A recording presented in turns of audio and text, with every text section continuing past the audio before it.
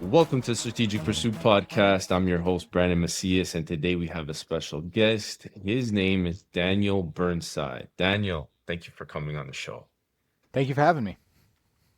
Daniel, let's jump right in. You went a road or a path in life that not many people would consider going down. You ended up buying a business that was in an area of the country that you were not familiar with. But before we get into that, I want to, take it back and I want people to understand what led you to this journey. How did you get started? Yeah, so when I went to school to be a pilot, and that didn't, like, for a variety of reasons, that's not what I found myself doing. I found myself working in data. And so I always felt like my career was like not exactly what I thought it was going to be. And I wanted to be my own boss. My dad owns his own business. My grandpa used to own a business. My great grandfather used to own it. And so I was like, okay, that's like, I had enough bosses, and I said, okay, I should probably do this. I was at a company where there was, like, I think structural things that would have like prevented my career from progressing at the velocity I wanted it to. And so I made the decision to buy a business and to kind of get out of corporate America and be the master of my own destiny.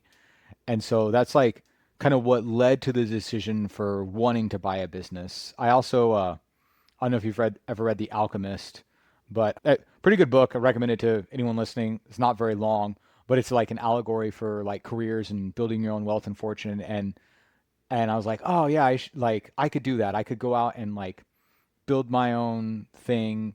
And so that's kind of like what led me down the path of searching for a business. And I looked at franchising. I'd been looking at franchising for several years, and I kept talking to franchisors, and it never quite felt right to me, the match. And I also, like, I thought about starting something from scratch. I'd always been a huge fanboy of like the startup space. Like, I always thought it was really cool. But my fear was, okay, I need cash flow. I have kids and a wife that are dependent on me. I can't go a year or two without income. So it kind of like led the path of buying a business is the most logical thing. I'll have cash flow, that'll solve that. Then I'll be able to build and expand upon what they have. And so that's kind of what caused me to go down that route. Okay. And your background as far as you were working where? What was your profession before you got started? You were going to school to become a pilot, but were you working at that time? Yeah, so I spent my career working in analytics. So instead of being a pilot, I went and worked for an airline. And this is like before anyone started talking about data science or AI. My job was like using massive amounts of data to help determine prices and help determine routes that airplanes fly. And I really found that, man, I really enjoy data and predicting the future. This is awesome. So I did that. I eventually realized there's only like four airlines in the US that constricts my like employment options. So I went and got an MBA.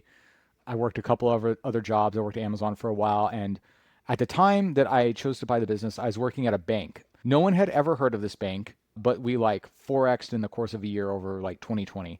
It's called Silicon Valley Bank. And it was awesome. It was like the dream job at that time. It was so fun. And I was doing analytics, and I was doing analytics on like a very kind of niche portion of the business. And I really liked it. But, things change in the workplace sometimes. And it was kind of time to make a change. And so I'd been doing analytics. I'd run a couple operations. And in college, I had run wires for houses, installing security systems and home automation. And like that was really fun. I liked working with my hands. I noticed I was getting fatter sitting at a desk all day. And so I said, like, long run, I should do something physical. I don't think I could go be like a welder at this point in my life. I'm like mid 30s, little deduction and pay to do that, but I could own a business that welds and I could go out in the field and do that. So I was kind of looking at like what's something a little bit more physical I could do, not in front of a computer as much. And at that time, I thought that was a great idea. Yeah, so a lot of self-reflecting, man. A lot of self-reflecting throughout that beginning process. And when you came to this point that you wanted to buy a business in what was an HVAC, right? hmm So talk to me about that HVAC business. What looked good on paper? Why did you decide to get into a remote-ish part of the country? So I was location like ambiguous or agnostic. I didn't care where I went. I looked at businesses all over because I've like in my adult life, I've probably moved every 3 years for work at least. As a kid, I moved around a lot. I've lived all over the U.S. And so like I've started up plenty of places, I'm like, okay, whatever, like I can move anywhere, it doesn't matter. But I've always lived either in suburbs or in cities or like in large metro areas. I never lived rural, but I have grandparents that were pioneers and settled the plains. They lived super rural. I figured I could do that. And so I didn't think culturally that it'd be very different. I thought, just go make friends like you usually do and dig in those communities. And so like the decision to buy rural wasn't like it was probably misguided. My selection in buying rural is I was like looking at the competitive landscape, and part of what drove me to want to buy a business was the bank I was working at, Silicon Valley Bank, banked private equity and venture capital, and I started like learning a lot about those markets, how that worked, trying to be good at my job, and I learned that private equity was buying up these HVAC companies left and right, and that's like what they're going into. But I didn't want to go compete with someone that had more cash and could sit and wait me out. That seemed like a losing strategy to me. So I wanted to go somewhere where they weren't. I wanted to go more of a like blue ocean approach, and I figured rural America would be a good place to do that. And so when I found this HVAC company, I also had a thesis that, it seems like the world is getting warmer. I lived in Phoenix at the time. It's pretty hot. And HVAC is like something that you just, when it goes out, you just pay someone to go fix it. It's like a need. And so my thought was like, that's a pretty consistent demand. That's an area that will need it. And when I like met with the owner of this particular business, he talked about like the service they were providing to the community, that the community would not really do well if they ceased to exist. And I was like, okay, that like really provides some staying power. And I wanted to mitigate and cut my risk as much as possible. And so I feel like it was a risk mitigation strategy to go rural and to pursue this particular business and to go into a field that seemed to have consistent demand regardless of what was happening economically. And why did you end up deciding this business ultimately? Was it the multiple or was it the owner? Was it a combination of different things? What made you finally say, okay, let's pull the trigger? So I looked at a lot of businesses in a process. I'd submitted like 7 LOIs and I just kept getting beat. Or I would get the LOI and start doing diligence and discover something I didn't like and back out. So this wasn't my like this wasn't my first love, right? So I'd seen a couple and dug into it, and the reason I really went into this business is it seemed like a really good deal. The price they were asking compared to their like trailing 3 years earnings was like a way lower multiple than I was finding anywhere else. And I was like, man, that's okay. One, that's a great deal. And my thought is like, okay, if there's a recession and they go down 20%, like I'd still be fine covering because the multiple's lower. And so I said Mhm. like, okay, that's good. I also liked part of the idea when you buy a business, generally speaking, is that you want to grow it. And I liked that they had enough employees that I could put people in roles and grow and train up other people. That was very attractive. And so yeah, because I'd looked at some businesses that had like 3 employees, and it was like, okay, well, it's gonna be kind of hard to grow that if I like put someone into like a general manager seat, and then I've lost a third of revenue, and I have to like that was gonna be hard to do. So my minimum was that they have at least 10 employees. I also, I met with this owner, and I felt like me and him hit it off real well. In retrospect, like he was just a good salesman. But I was like, oh man, me and him have a lot in common. I feel like me stepping in would be like a younger version of him, and it wouldn't be as much disruption to the business. Me and him had similar interests when we were younger. We'd done a lot of the same things. And so I thought that would be a good fit. And so that was kind of like what made this business stand out. At the time that I like was pursuing this, I was pursuing another business simultaneously. And that other business I actually liked more, but this was near the end of the year. And when they did their financials, the other business came back and had like they'd lost money the second half of the year. And he was kind of explaining to me why, and it just didn't seem honest. It was kind of a black flag, and I bailed. Whereas this guy was like really upfront and honest about everything. He said, like, yeah, I pay a large bonus in December to employees, and so that's going to dip. He didn't tell me about the bonuses that he paid under the table, but there was this one in December, and I was like, okay, well, that's like that makes sense. And so I thought it would be pretty good. This business was geographically closer to where both mine and my wife's families were comparative to where we were living. I was like, okay, that's going to be nice. It's not the same town, but it's like, 3 hours from my parents. And instead of like 18 to hers, it was like 10 to hers. So I was like, okay, there's things that make this a little bit better. Let's talk about you kind of jumping in. You pulled the trigger, there was quite a few reasons why you decided on this one. Family was closer to, which is huge. So did you have kids at the time? Were you guys leaving, permanent residence? Did you own a home where you guys were? How was the whole shift? Yeah. So I had little kids at the time that were going to preschool when I was looking. And let's see, they were 5 and 3 at that time, finishing up their last year of preschool. We owned a home. We lived in Gilbert, Arizona. And like, I mean, life was honestly like pretty darn good. And I guess I was just greedy trying to make it better. And so my wife is usually a voice of reason, was like, okay, like, are you sure we're gonna live in rural America? Like, you sure you want to do this? Like, I'll be fine. I love the outdoors. It's fun playing outside. And what I didn't understand is that like, yeah, when I go outdoors, I'm usually like going to a national or state park. I'm not going to a farming community where it's all private land and there's nowhere to play outside. That was just something conceptually I hadn't thought of, but it's like actually the case. And because we'd moved around a lot and my kids were young, it was like before they started school, so we said, okay, yeah, we can make this move. We did it, and we moved out there. And we moved out there over this. It was like the end of the school year, beginning of the summer, and so it's like wasn't impactful for them.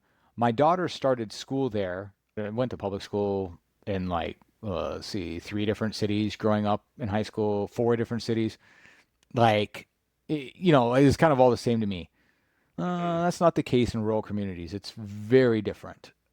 And like from a family perspective, what I assumed would be the case was very not. Like we had a bunch of friends. We were like in a community. I did recreational sports with friends. That is not available. And so it was really hard to tie into the community when we moved there. I had not anticipated how difficult it would be to make friends and how painful that would be on my wife and my kids. It's just like a new thing for us. Was that evident right away? Like, how long did it take for you to realize, like, okay, this is going to be extremely difficult. If not, maybe we're not even welcome here in this community. So one thing that like stood out right away was when we moved there, we were the only people that didn't drive a Ford F-150 or a Chevy Silverado. I'm like the only person that had a Honda in town, and I'm the only person that has out-of-state plates. Like, I mean, you drive around a metro, you see tons of out-of-state plates. Like, not in a rural region. Everyone knew who we were and had assumptions about us before they met us. They're like, "Oh, you live in this house that's on that corner." And I was like, "Man, I'm surprising you." And it was interesting to be talked about. Like, I don't know. I guess I've never been popular enough to care what people think. But instantly we moved there, and I remember I and my wife have belonged most of our life to like a pretty active religious community. I remember our first Sunday at church there, meeting people, and it was a really kind of different distance. It was like like still friendly and warm, but it was very different than my previous experiences. There were not people our age there, generally speaking. There's like a couple of other couples because people our age get out of those rural communities and go get jobs in cities. And so that was a little bit difficult. And I think a lot of people, they all ask like, why'd you move here? Like, what would cause you to do that? Like, oh, you don't have family here? Like, Like, we're trying to get out. Why are you here? yeah, like almost asking if I was like mentally ill. Maybe I was. But they're like, why would someone do that? And I was like, oh yeah, like it's a great business opportunity. And they all kind of like people go, okay. And like that was like kind of the response I got, generally speaking. And it was like, places we would go, people kind of knew who we were, but we didn't know who they were. They didn't like go out of their way to not be friendly. I just think they were inherently like, you know, they knew all the people from their town. The town was, it's only like 50% larger. Like the total population of the town is only 50% larger than the high school I went to. So it's not a lot of people. Everyone knows each other. And so because they knew about us, they didn't go out of their way to talk to us. And it was very isolating for my wife because, it's like she was getting a job somewhere. She's at home and, she couldn't go meet friends at the park and play. She was kind of just stuck at home, insanely isolated. Okay, so you know, obviously issues at home with the family fitting in the community, that's one stress on its own. And then, okay, let's go to work now. How are the guys welcoming you? Is that working out okay at least, or was that also, difficult? That, I think I've been at companies that have merged before. I've been places where there's like a new boss or you like get reorged, and I've always just been like indifferent to it. It didn't occur to me that like these guys that worked in this business, like some of them, that's the only job they've ever had, and they're like in their 30s or 40s. Like they don't know what a new boss is like. And the way they've seen things done is the only way that things could ever be done. Like blows their flipping minds. And so that reception was less than warm. You know, I tried to like I came in, we threw a retirement party for the previous owner. Like I like got everyone barbecue. And I tried to do a lot of stuff. I gave everyone a raise like day one. They all got at least a 10% raise. And I have like I've never had a boss do that coming in. The reception was like much less than warm. Like we, you know, initially the owner told them like, "Hey, there's this new guy," kind of said something. I came in and then like they built a strong relationship with him. I understand them being like sad that he was gone, but like right away it was almost combative with some of them. The former owner's son was combative like day 2 and his former like I guess nephew-in-law was also like super combative right away. And so it was really kind of weird. There were some guys that were nice and some guys that were cool about it, and some guys I like really liked. But I feel like it was a kind of weird reception. And you know, some guys like there was one guy that just dodged me, like wouldn't talk to me off the bat. One guy, when I shook his hand to meet him in that first meeting, gave me his resignation, and I was like, okay, well, nice to meet you, man. I guess I'll see you the next 2 weeks, and then I'll run into you around town, kind of thing. So it was a very much like I think they were all distrusting of the situation, and because it was going to be different, I think there was like a predetermined thought that like this is gonna be bad, and that was really difficult. It was like very unpleasant. Yeah, no, I can imagine. Now, how long did that go on for? Did it get any better? Did you kind of see, a light at the end of that tunnel, or did it kind of just progressively get worse and everybody just closed off to you? Because it almost seems like, I mean, I know how small communities are, and if they have an opinion about somebody, especially an outsider, it spreads like wildfire. And if one person has an opinion, then realistically, it just everybody has that same opinion about you. Yeah, I think there were a couple people I built some rapport with and built some trust with over time. And there's like, the guy who became my general manager was just a great guy. He was just a like good man, like the kind of man I would aspire that my children become. He's just a good guy. And there were a couple other guys that were good guys. The ones who initially disliked me, that didn't really like change. They had made an assumption and they spent the rest of the time validating that assumption. One of them got a little easier to work with, but I think he was still always like looking for a reason to dislike me. And we worked together, but it was just such a like draining environment that I wouldn't say it got better. And I think the like negativity of a couple bad guys really brought down the group. And in a metro area where you can replace talent, I would have just fired those guys. I'd have been like, okay, cool, later, dude. But Yeah. my problem was I was hamstrung. The two guys who disliked me the most were the guys who were the only people that were doing revenue generating activities, and the other guys weren't capable of doing those activities. It was the new construction and the new installs, and then the refrigeration. Those were the only things that were making money, and more technical repairs. And a lot of the other guys, like when I asked them and I tried to build a skills matrix early on, it turns out no one else knew how to do those things, and training them up was going to be a very arduous process. Um, Mhm. and so that didn't really get better. It just festered, and I like tried to work around it, and there weren't many levers to pull to make it better. Yeah. Because we're on that topic, what did you take from that? Because that in itself, you pretty much you felt like your hands were tied at that point. There's not a big pool of employees or technicians to hire. And then that training matrix that you were attempting to put together and train up these other foremen or whatnot to get to that level, that wasn't looking like an option, or that was looking like a very, very difficult undertaking where maybe it wasn't worth the time and money. So, I mean, looking back now, would you do anything different in that sense? Well, I rolled the dice, and I like even though it was going to be an investment, I hired guys right away to train to backfill those two guys who were just kind of like difficult. And I knew I was going to have to like tolerate and put up with it for a little while other guys came up to speed. And so I had those guys, they had like apprentices that ran around with them. And I tried to do cross training. It's actually really hard to do cross training because some of these like specific type jobs, like you may only get that once every 2 weeks. And The day you get that happens to be the day you're busy and you need to have people split up. And so that actually was very difficult to execute. And so although I had a strategy to like work around and train people up so I wasn't beholden to these two dudes, it was not playing out well.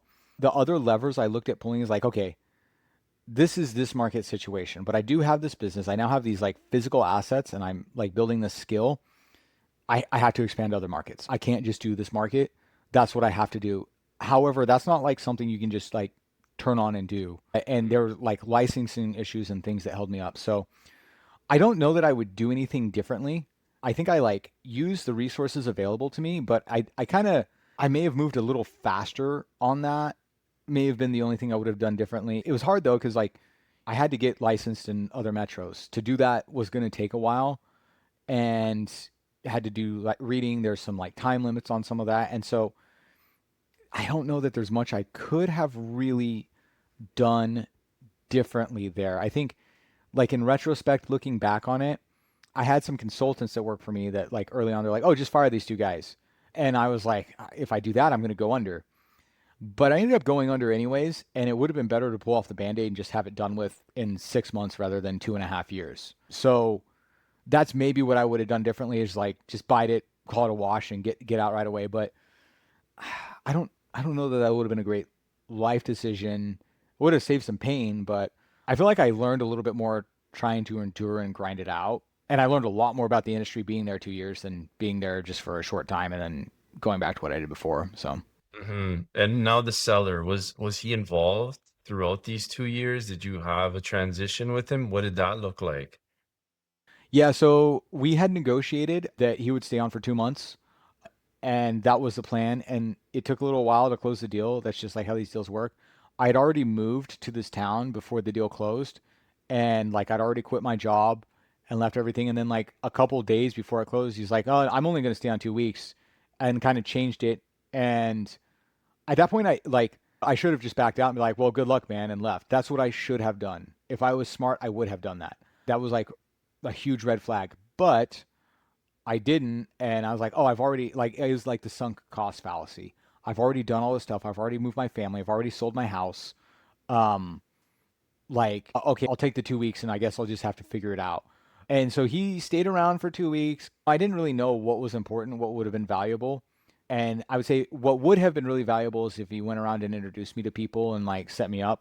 I think he introduced me like one guy, and that was like it. He didn't introduce me to his other former clients that were repeat clients. He just wanted to get the heck out. And I thought that was because like he was tired and done. But in retrospect, it was because he had an idea things weren't going to go well, and he just didn't want to be there to be held accountable in any way whatsoever. I was really foolish in not having a seller note or anything that I could hold against him because I thought like, hey, this legal document we have like these like warranties and guarantees, I'll just sue if that doesn't work out. Well, it turns out like suing isn't a very good, like it's actually really hard to do that. It's going to be a lot of money. It's going to be a lot of time. And then for me, it will yield the same result as like going under. Like I'm still going to burn out all my cash either way. It just makes the bank whole and I still walk away burned. So I ended up having a relationship with him. I could call him for questions about things, but it was not very helpful. And we should have had a much stronger kind of succession plan. It should have done like, I talk to people buying businesses now, like probably at least a year and probably some sort of like note where he's incentivized not to have me fail and doesn't just have like a large cash out when I buy. Okay, so the family, it was difficult on them from the beginning. When did that come to a screeching halt and, maybe your wife saying, "That's enough. Like, I can't do this. We gotta go back." Was there a situation like that? There were a couple things that came up that are things that would normally be considered entirely unacceptable. However, in a small community, when the guy who may be committing offenses is the only guy that fixes diesel engines or you're dependent on him, they kind of like sweep those things under the rug. And so some stuff happened. My wife pulled my daughter out of school. This is after her first semester of kindergarten. It was clear that things were not working. And, We also found out that my son had a speech impediment at that time, and as it turns out, there's not very good services for that in rural communities. Surprise, surprise. And so I was like, "Ah, gosh, this is going to be like really painful." And so I had like a very, I guess, fortunate life situation where although we had sold our house, we were there. The house my parents lived in was going to be available because they were leaving to go serve a mission for 18 months. My wife said, "Look, staying here is like bad for me and it's bad for the kids. It's bad for you too, but like I realize you have to be here. We're gonna go live in your parents' house while you figure this out." And I essentially like kind of started like a shot clock of 18 months. I got to get something done in 18 months. I'd always thought that eventually I was going to make the business a passive investment. I think a lot of people that buy these businesses think that's the case. Um, and that's actually like much easier said than done. And I don't think these businesses are ever truly passive. If they were, no one would be selling them. They would just sit on the cash flows forever. And so we sat down, we talked about it. Like it was really, really difficult. Like my kids are still really little. I highly value time with them, and now there will be no time during the week with them. And so the plan was that I would drive up on and see the family on weekends. It was like a 3 hour drive to where they're at, and they would live up there. And so they did that in roughly. I bought the business in April, and that happened in February the next year. So I mean, they stuck it out. They gave it a try, but by February they moved up there. My wife put my daughter in school up there, and they started that. And I had 18 months to figure out what I was going to do. I mean, that's even more of a motivator to either, yeah, like you said, put your foot on the gas and make something happen in those 18 months, or, push you towards, yeah, no, I'm not doing this. Family essentially is more important, and I don't see this going anywhere. It's time to pull the plug. So I can imagine that was very, very difficult for you and the family at the time. How was that decision when you finally said, no, that's it, I'm done? I mean, it was like a huge relief. It was like, honestly, it was like a really big relief. I don't like going into something without a plan. So like at the time I decided I was done, like the business just didn't make money. There's a lot of reasons why this happened. There was like a lot of things the seller said like were not true and did not carry over. We lost clients. I essentially was like tapping a revolver to pay myself, and it was also insanely stressful being there. And it was clear that this investment, like I could probably grind it out for another 8 years and make way less than my market value somewhere else and lose that time out of my life to do that, use those productive years out of my career to make almost nothing just to pay off a loan. And my kids were also, they asked like, are you guys getting divorced? Like what's going on? And I could put my kids through that, or I could like do something else. And so when I finally made the decision, I already was working another job. The business wasn't making money, so I got another job for myself, and I was working two 40-hour a week jobs at the same time, running a business and then also this other job I had. So my like personal income wasn't coming from the business anymore. It was hugely stressful going in dealing with like just the situations that are being a business owner. It was also hard to juggle that time wise. Like, oh, I got a meeting for this job here. I got to do this. I got to drive an hour to this client out in the middle of nowhere that we're going to install something for. It became very difficult to juggle everything. And it was very clear that like the payoff to staying in that business was virtually nothing. And so the decision to finally break and to finally go do something else was like, when we finally made a decision, it was like very peaceful. And it was like, okay, this is going to suck. I'm not going to be able to pay this like multi-million dollar loan. I'm going to have to claim bankruptcy. But you know what? Like, come what may, that's the right thing to do. And I talked to a bankruptcy lawyer. I had talked to him a year before I claimed bankruptcy because I did this for 2 years. I kind of knew where this was going. And this bankruptcy lawyer had said, if you can make more money somewhere else doing something else than what you're doing now, you should probably just claim bankruptcy and get out of it. And I was like, oh, but I've like sunk all this effort, I sunk all this cost, and these guys are dependent on me. And then, as it like festered, I'm like, well, it's like any business. If it's not making money, it doesn't need to exist. It's just not a healthy pursuit. I don't need to like debt fund this forever. And especially if I don't like it, like life's too short to be unhappy all the time. Yeah, no, absolutely. I give you kudos for that because, and I truly believe, and I've said before, is that, you learn a lot more out of earlier failures than you do out of things that are constant wins. I truly believe that. It opens up a lot more doors. But I mean, going through that process from A to Z, looking back now, what do what kind of matters most? The numbers, what's underneath the numbers? What kind of advice would you give to somebody that's thinking about doing that same move? Yeah. So, I mean, the numbers matter a lot. Like that's like determines like the value of the business, right? That's a pretty big thing. And having worked in data, numbers matter how I live my life, man. And so Mm. that does matter a lot. And if the numbers had been correct about that business and things had actually pursued, I kind of knew going in like, okay, there's a degree of risk, but like if it pays me that much, that's like worth it. Like that's the opportunity cost. I'm willing to take that cost. And if the business was making money and doing anything like it was, I would have figured the family stuff out, man. Cessna's only like 52K, man. I would have bought a small plane and fly back and forth on the weekends or even after work at night. Like that would have fixed that problem. So Yeah. the numbers weren't there. And so I was just looking at a numbers angle, like I think that's right pursuit still. I think looking back, there's other things that are intangible that are important. Another thing is like, are you going to like this when the cards are down? And I've had a lot of things in my life that like, didn't quite prefer doing that. That kind of sucked. Um, but you like learn to get something from it. I think that some of the other like tangible things that I would look at or maybe look at differently is like my quality of life and my happiness in a situation. When you buy a business, you know that your time is going to be consumed quite a bit by like running it. And my initial assumption was like, okay, well, I won't have time to do like the social activities and other things I did anyways. So like it doesn't matter if I'm doing that somewhere where I don't know people versus somewhere I do. And that may have been true, but when sometimes you just want to like talk to a friend or hang out or go do some outlet activity. And I think one thing that made this particular situation was really hard for me was like I had, I was like pretty active in the jujitsu community at that time. And dude, you can't do that in the middle of nowhere. Like I don't have any physical outlet. I don't have like that was also like how I had made several friends. Okay, I don't really like have the same group of friends. I had always been able to lean back on like a religious community in my life, and that didn't work out there. And that's the first time that had ever occurred to me.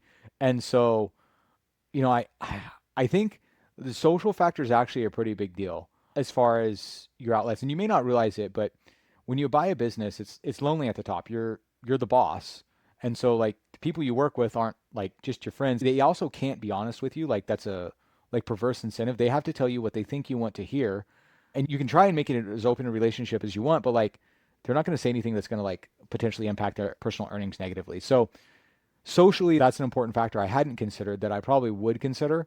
And that's what I did consider in our next move that we made after we closed the business.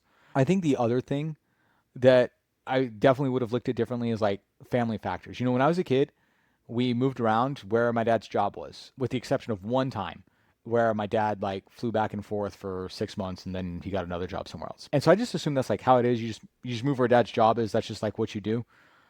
And I look at that now and I think, I have half the number of kids my parents have, so I can focus twice as much on them, right? And they're only going to be little for a little while. And after I pass away, that's probably all that matters. No one's going to know what numbers I put up in a business. No one's like business probably won't exist after I pass away. Some may, some might not. That's not going to be important. But my kids will remember, and they'll remember me, and then hopefully grandkids or whatever will have that impact. And so I think providing the highest quality of life to them possible definitely became a higher priority for me over the course of this experience. I realized the situation I put my daughter in was like a terrible idea. And it's like a very well quoted stat that like the best indicator of someone's future success is the zip code they grow up in, almost over anything else. And so like, oh man, I put you in a zip code that was like the highest teen pregnancy rate in the county. I put you in a zip code where like median earnings are a fifth of what they were where we were before. I put you in a Yeah. zip code where there's abundant drug use. And so it's like, hmm, probably shouldn't have done that. Good point. No, that's good advice, man. Again, I take my hat off to you. That's quite the journey and the difficult 2 years that you went through. And I can't imagine how the whole process of, filing for bankruptcy was. It was, like you said, a relief at the same time, but also probably difficult. Well, Daniel, I'm gonna leave it at that. And I'm sure there's a lot of people that are going to take some good lessons from this and advice. Before we end off, though, I do want people to know what did this lead to now?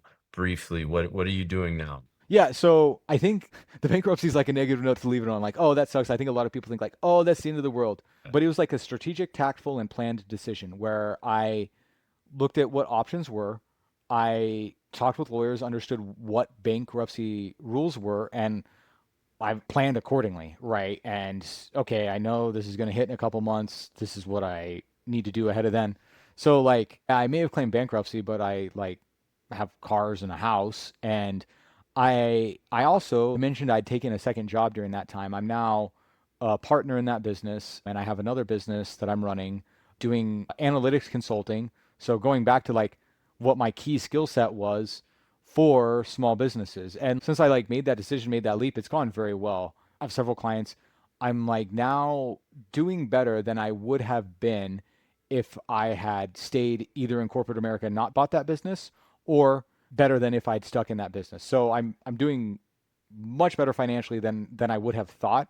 And it's been like as we're talking, it hasn't even been a year since I like closed the business and wrapped on it.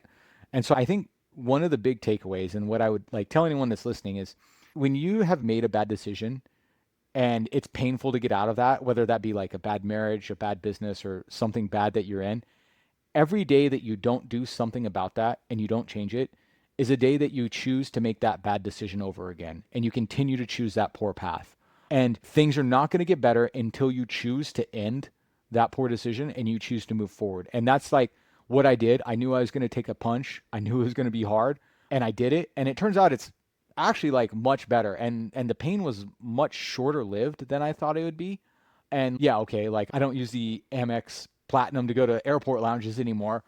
But, I think the reality is like I thought it would set me back decades financially. I think realistically, I'm probably ahead financially. And I think a lot of the value that I bring was from that difficult experience and understanding what the problems are buying a business. That helps me relate to my customers now. It helps me relate to like my customers' employees and building things that actually work for them and save them time. I think like without that, I think I think I'd be one of those, I don't know, like McKinsey consultants that's right out of school that doesn't know anything except what they learned in school and what their partners and friends tell them. I think I can provide like real valuable insights to people like, oh, when the cards were down and they were stacked against me, this is the lever I pulled. This is how it worked. This is why it will or will not work in your situation. Would you like me like do that for you kind of thing. So it's been really good. And it's like, it's also, I'm a lot happier doing what I'm doing now.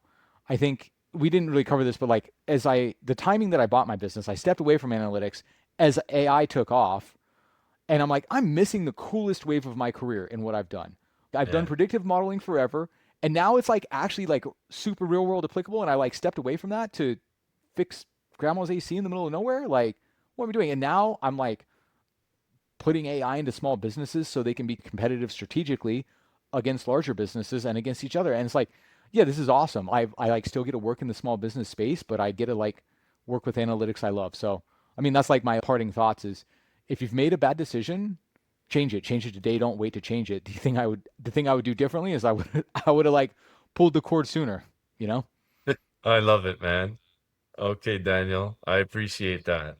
Thank you for coming on the show, and we'll definitely be in touch. Pleasure, Brandon.